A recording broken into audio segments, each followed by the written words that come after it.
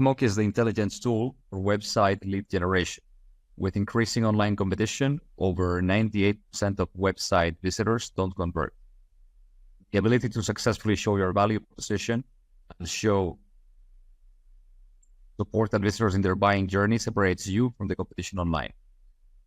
Pathmock qualifies and converts leads on your website by figuring out where they are in the buying journey and influencing them in decision moments with relevant micro experiences like case studies, intro videos, and much more.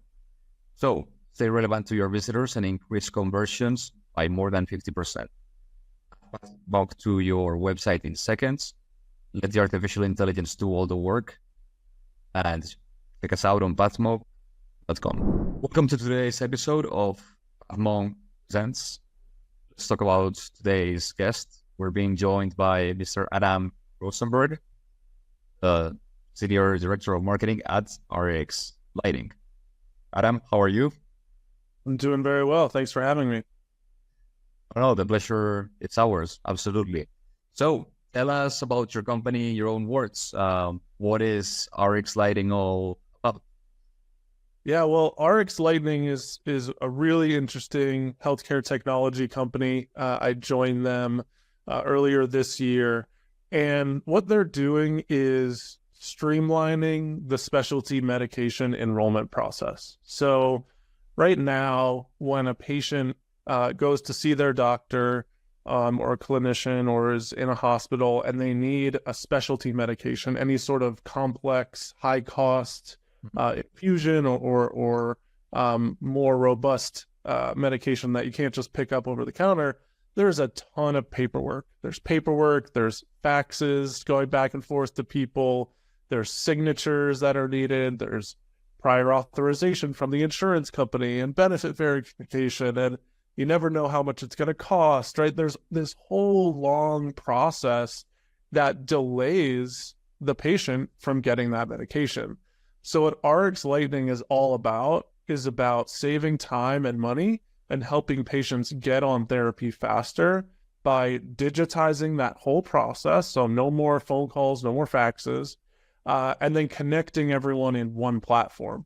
So the patients, the providers, the insurance company, if there's foundations that provide affordability support, all of that is combined into one tool so that the patient can get on the medication faster. All right. And so let's say, you mentioned like how you, like, let's say this medication faster, right, to your clients. How do you do this? Like, how do you carry that process forward? Like, what tools or methods do you employ to make that happen? Yeah, so we've built our own software in-house, and we primarily work with two main entities, two types of organizations. We work with health systems or providers, so there's large hospitals, but there's also specialty clinics and doctors' offices who are prescribing medications day in and day out, and those are our end users. Those are the ones who are in the tool every day, looking up the digital enrollment forms and filling out all the necessary fields, collecting signatures, all of those things within the tool. Now, on the other side, there's the manufacturers who we have over 1,200 medication forms digitized within our tool. But if a pharmaceutical manufacturer wants a custom experience for a patient to be enrolled in their medication, they can also work with us and will update their form in a unique way or create a branded experience so that the provider, the patient, and everyone can really have that custom experience that they'd like, again, to make sure that things aren't getting stalled throughout the process, and the patient can get on that medication faster. So we've built a portal from the ground up. It's on the web, but you need to be verified to log in. And then prescribers can go in the tool, look for the forms that they need, fill out the appropriate information online, and then submit it. And that form gets sent to the pharmaceutical manufacturer or to the pharmacy or to the foundation or wherever it needs to go. I see.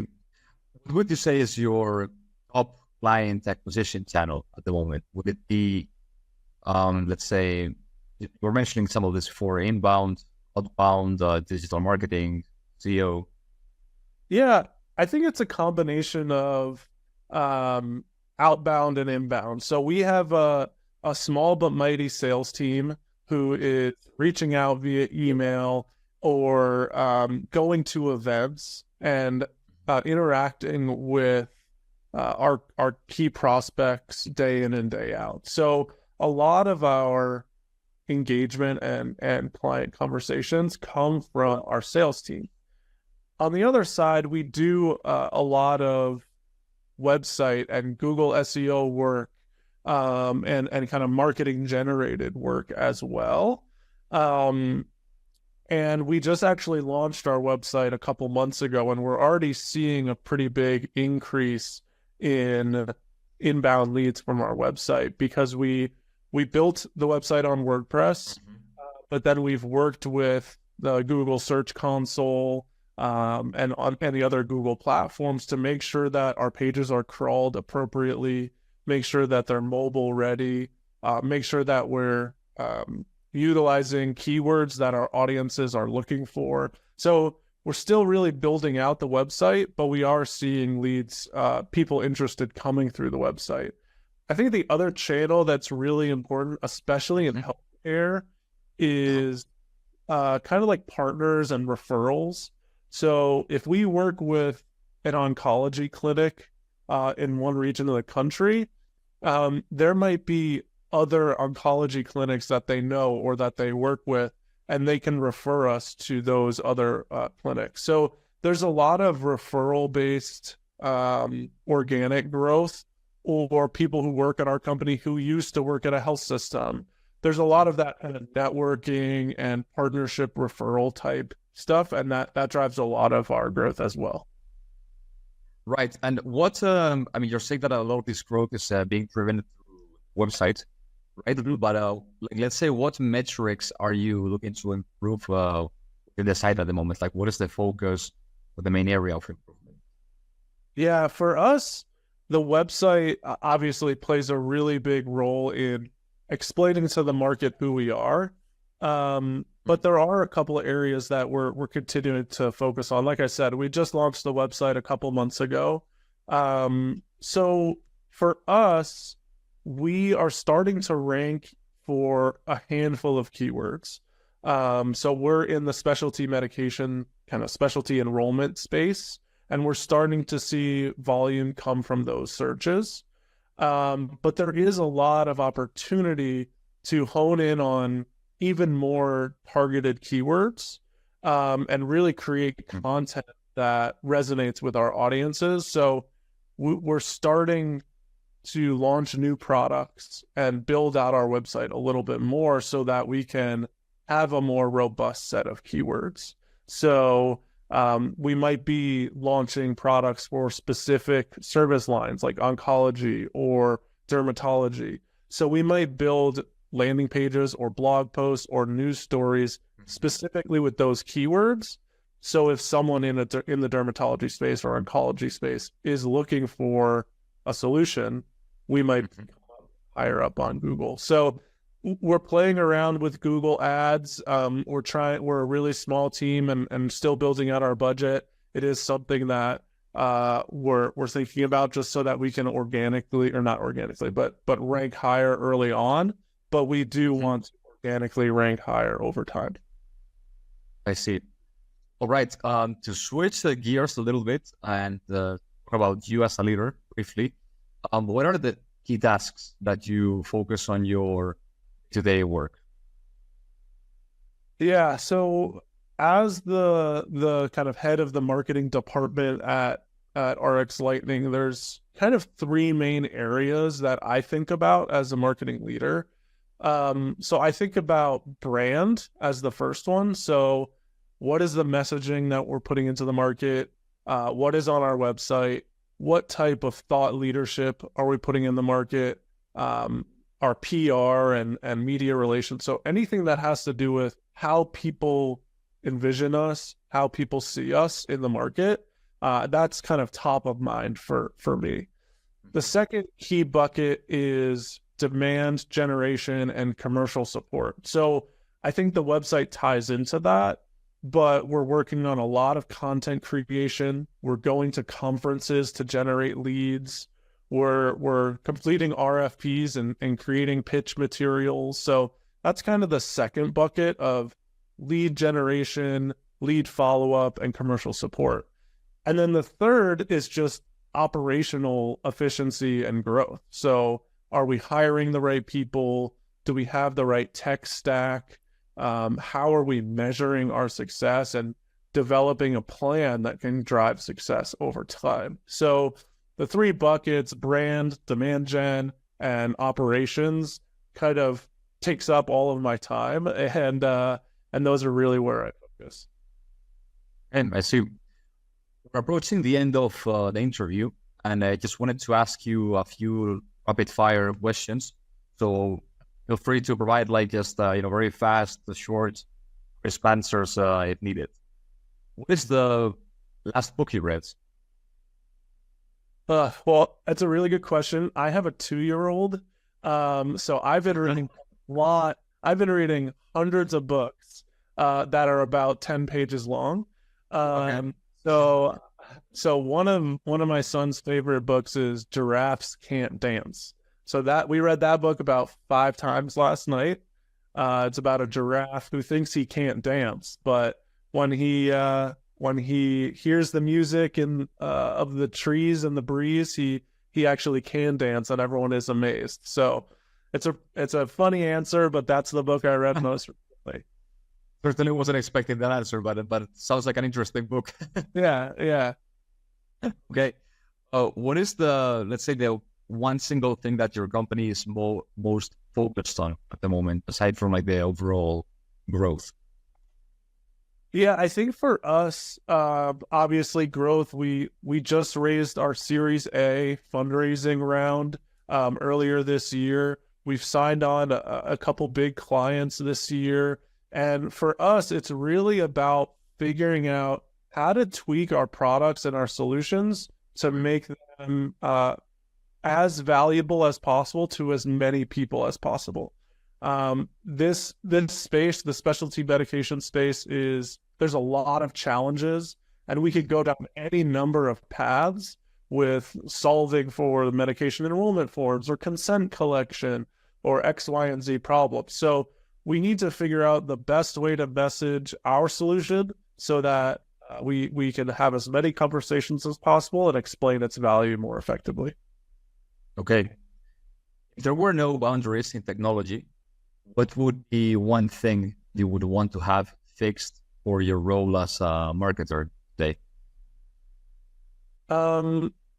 I think without any boundaries, there's a lot of technology out there that really helps understand who is in market at what time. But I think there's a little bit of a limitation on how well it works. There's a lot of intent data out there. I've used different platforms across the last decade, different account-based marketing tools.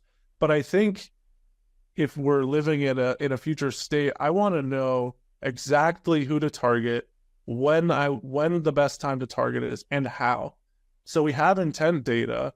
We know what all these channels are. We can meet them at an event. We can invite them to a webinar. We can send them emails. We can shoot them a white paper, all these different things. We also know there's 10 different people in the buying committee. So there's a lot of complexity. What I want to know is, who can I target? Who are the right people to target with the right content at the right time via the right channel? So it's a really difficult formula to solve. But I think if there were no boundaries, I would just have a dashboard that said, target this person today, target this person tomorrow, target this person the next day. Okay. My next question is going to be a bit linked to that. If there was one repetitive task that you could automate, what would it be? Would it also be the targeting order, or? I think there's so much in marketing that's fun. There's designing ads, there's writing copy, there's there's working on a website, there's building content and stories. A lot of it is storytelling. And it might seem repetitive, but building out that story and iterating on that story, I think is really important. From a marketing perspective, I like my creative juices to be flowing. So the repetitive thing I might automate would be like the reporting. So we have various systems that we want to track, whether that's Google Analytics from our website and Google Search Console for our search results and LinkedIn for our follower count and ads and HubSpot or Salesforce for our lead generation.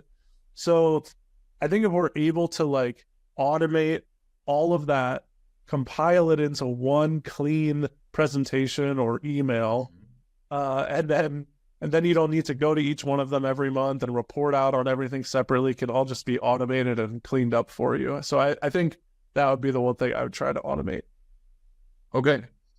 Finally, the last question would be, if there was one piece of advice that you could give yourself if you were to restart your journey as a marketer today, what would it be? That's a really good question. So I actually started my career in sales and then quickly transitioned over to marketing. And I think that was a really important thing for me to do, because I deeply understand the challenges that sales reps have to face and how pipeline generation and velocity works. So I wouldn't change anything about that. I think marketers should have experience in sales. But I think one thing is just reading more and being more in touch with what's happening in various industries. So I've been to a few conferences. I've read a couple marketing books. I've listened to a couple podcasts. I think really diving extremely deep in all the different areas of marketing from various industries can really help you be a well-rounded marketer.